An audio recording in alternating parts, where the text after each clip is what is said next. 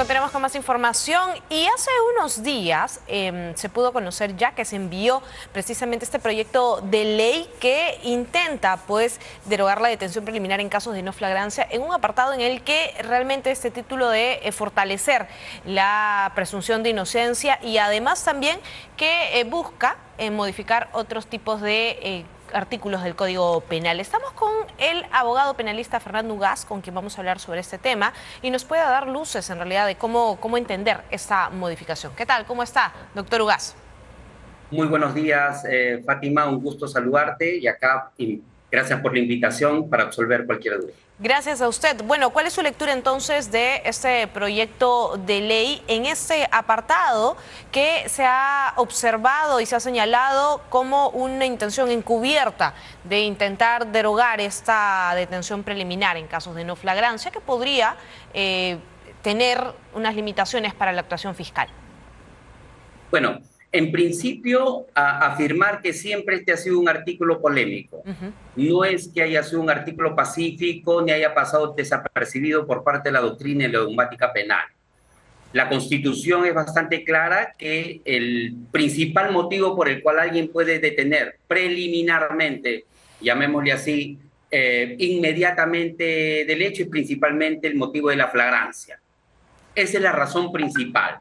Ahora, la novedad que trajo el legislador en su momento fue que se implementaba algunas detenciones cuando no existía la flagrancia y decía cuando existían razones plausibles para en casos de delitos que tengan superior a 4 años, ¿correcto? Y producto de ello exista la posibilidad de fuga y obstaculización.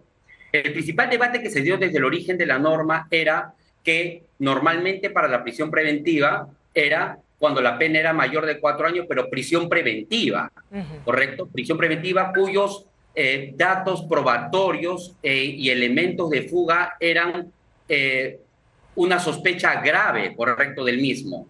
Cosa que no existía para la detención preliminar, cosa que no existía para la detención cuando solamente existía para la flagrancia y no para la no flagrancia. De tal manera que yo creo que es una norma, ¿correcto?, que siempre ha existido la detención solamente en casos de flagrancia y que es posible que se pueda interpretar como un favoritismo para generar alguna cierta impunidad, pero nosotros consideramos que aún ese tema debe estar en debate. Preliminarmente nosotros no consideramos que facilita la impunidad porque tenemos el hacinamiento carcelario, tenemos que en el año 2012 que teníamos detenciones preliminares del total, 0.8 eran detenciones preliminares, al 2021 de todas las detenciones, el 4.5 fueron detenciones preliminares. De tal manera que ha habido un alza a propósito de estas normas y nosotros consideramos que aún es un tema debatible, es un tema discutible, ¿correcto? No creemos que sea una mala modificación, creemos aún que todavía debe analizarse con mayor profundidad. En marco de ello, es decir, en tanto la lectura o la narrativa que muchas veces se maneja desde el Ejecutivo es, a ver, los fiscales dejan en libertad a quienes son detenidos. Ese es el argumento que usan, sean flagrancia o no sean flagrancia, a veces lo dicen, a veces no lo dicen.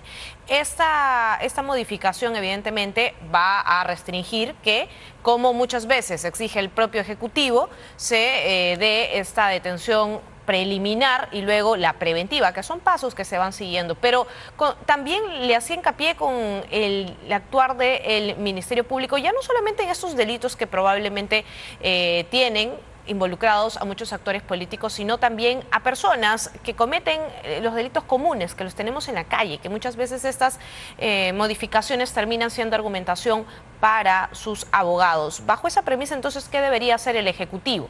Porque esto ya llegó a sus manos, no va a haber mayor debate y como ellos decidan o aprobarlo u observarlo o simplemente no decir nada, el Congreso lo va a aprobar por insistencia.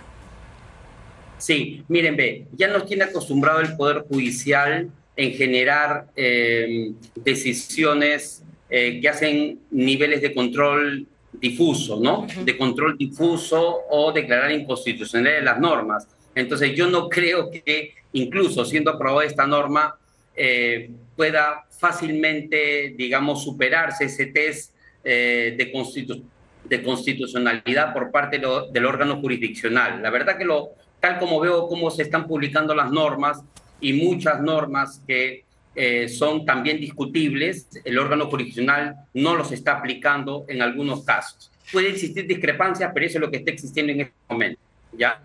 Yo creo, sin embargo, yo no me aventuraría tanto por decir que esta modificatoria sea la discutible.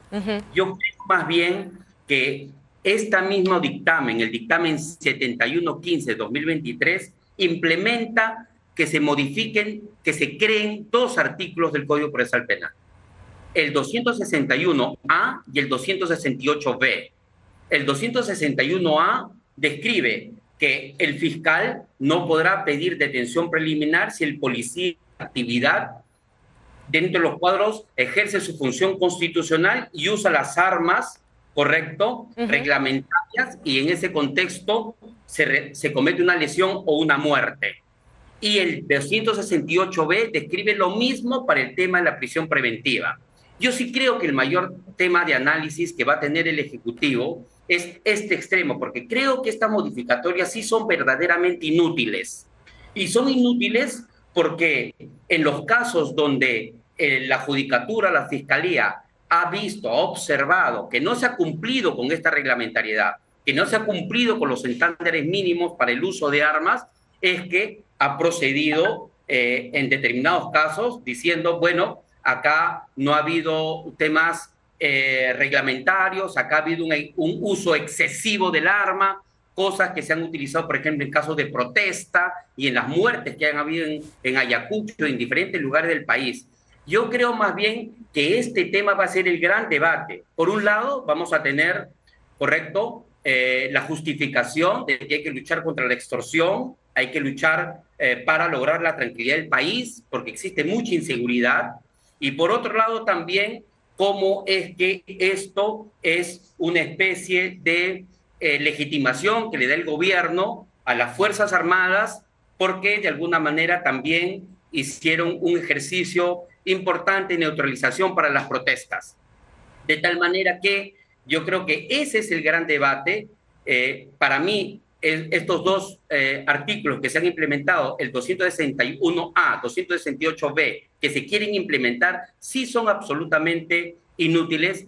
La única función que cumplirán será una función psicológica para la Policía Nacional, para que se sienta con la seguridad que no le van a pedir una detención preliminar y una prisión preventiva si cumplen el tema reglamentario, pero en el fondo así existe esta norma, ¿correcto? Si no cumple con esos procedimientos, no existe norma que pueda impedir para que un fiscal o un juez pueda solicitar y determinar una prisión preventiva y una detención preliminar en su caso, ¿no?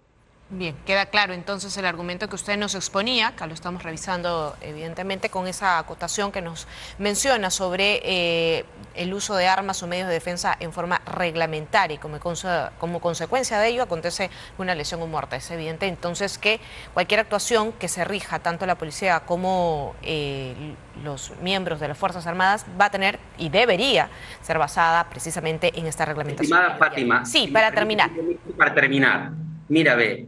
Incluso el tema del uso de armas no letales ha generado tremenda discusión para el tema del enfrentamiento de las marchas. Tú te imaginas con estas normas, ¿correcto?, que son armas mortales, letales, ¿correcto?, ¿qué es lo que luego se puede entender en determinados casos en concretos a propósito de esta norma?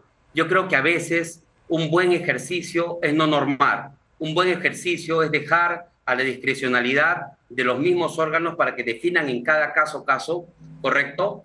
Y yo creo que más bien va a generar un mayor alboroto innecesario, digamos, la implementación de estas normas que beneficios. Vamos a ver entonces qué decisión toma el Ejecutivo. Muchísimas gracias, doctor Ugas, por su perspectiva entonces de este proyecto de ley que ya está en manos de Presidencia. Vamos a...